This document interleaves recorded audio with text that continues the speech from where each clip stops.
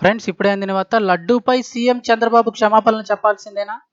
CM Chandrababu laddu ప్రసాదంపై చేసిన వ్యాఖ్యలు ఇప్పుడు దేశ రాజకీయాల్లో హాట్ టాపిక్గా మారాయి. ఎన్డీఏ ప్రభుత్వం అధికారంలోకి వచ్చి 100 రోజులైన సందర్భంగా ఆయన మాట్లాడుతూ, గత ప్రభుత్వ హయాంలో లడ్డూ తయారీలో అవినీతి చోటు చేసుకుందని, లడ్డూ తయారీలో నెయ్యికి బదులు జంతువుల ఎముకలతో చేసిన ఆయిల్ ఉపయోగించారని చంద్రబాబు సంచలన ఆరోపణలు చేశారు.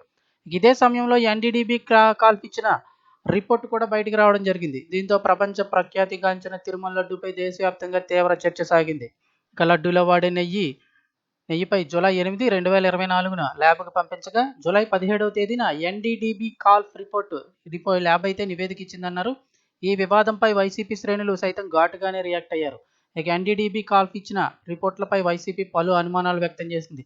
టీడీపీ అధికారంలోకి వచ్చిన తర్వాత ఈ శాంపిల్స్ని సేకరించారని, ఆ తేదీలను బట్టి చూస్తే అర్థమవుతోందని, పైగా జూలై 17వ తేదీన ఎన్డీడీబీ కాల్ఫ్ ల్యాబ్ నివేదిక ఇస్తే దాన్ని ఇప్పటి వరకు ఎందుకు బయట పెట్టలేదని వైసీపీ నేతలు అయితే చంద్రబాబును ప్రశ్నించారు.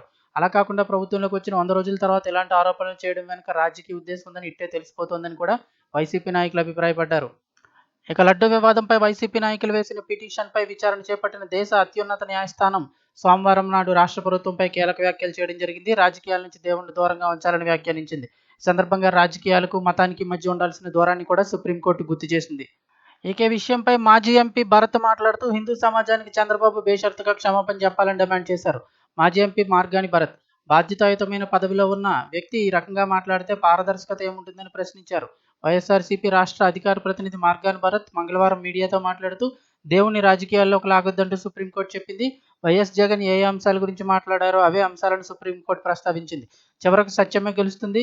బాధ్యతాయుతమైన పదవిలో ఉన్న వ్యక్తి ఈ రకంగా మాట్లాడితే పారదర్శకత ఏముంటుందని చెప్పేసి ఆయన అయితే కనుక బేషరతుగా క్షమాపణ చెప్పాలని డిమాండ్ చేస్తున్నారు.